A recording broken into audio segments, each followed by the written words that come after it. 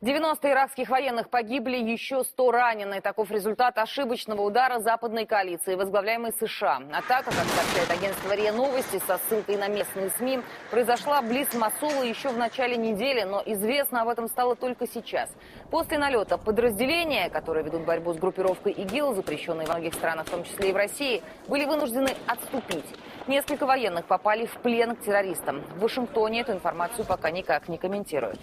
В Алеппо из районов города, которые все еще контролируют террористы, за сутки удалось вывести почти 18 тысяч мирных жителей. Больше 7 тысяч из них дети. Операция прошла при участии Российского центра по примирению враждующих сторон. Всем нуждающимся предоставляют кров, снабжают продуктами и всем необходимым.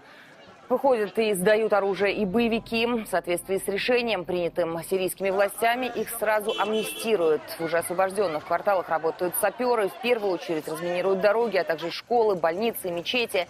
На данный момент от взрывных устройств очищены уже 8 гектаров. Репортаж Ивана Прозорова.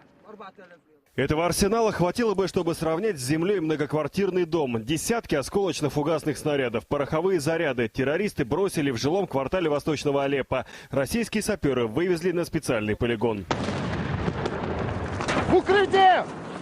Осколки и камни даже за полкилометра какое-то время приходится провести в укрытии. Десятки снарядов вывозят на окраину города, там, где безопасно. Оцепление выставляют, только после этого взрывают огромные клубы дыма. Каждый такой взрыв и пометка на карте. Еще несколько улиц безопасны, но фронт работ внушительный. Совещание проходит прямо у машины. Скажите, какие объекты на плане города требуют немедленной очистки от взрывоопасных предметов? Главные объекты. Main object. Боевики знали, чтобы начать жизнь заново, люди первым делом станут восстанавливать больницы, школы, мечети, поэтому, отступая, террористы их заминировали. Российские саперы не спешат. В освобожденных кварталах наткнуться можно не только на взрывные устройства. В данном районе очень много подвальных помещений. Работа в подвалах осложняется тем, что мы можем встретить там и боеприпасы, и в том числе, будем говорить, боевиков. Случаи такие уже были, когда раненые боевики находились в подвалах. Сдавались без боя, но отряд саперов на всякий случай прикрывает бронетранспортер. На его пути ловушки против тяжелой техники, противотанковые мины. Всем назад! Ложку! Неподалеку была огневая позиция боевиков. Заминировали дорогу на случай штурма сирийской армии. Предварительная мощность заряда 8 килограмм в тротиловом эквиваленте. Если посмотреть на маркировку, здесь буква «Р» у нас ПТМ, противотанковая мина. Здесь «Р». То есть английская «П».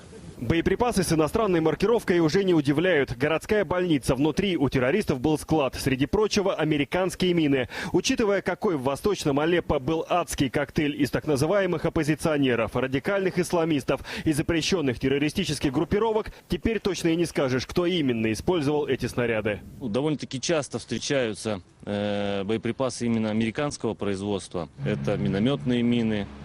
Вот это...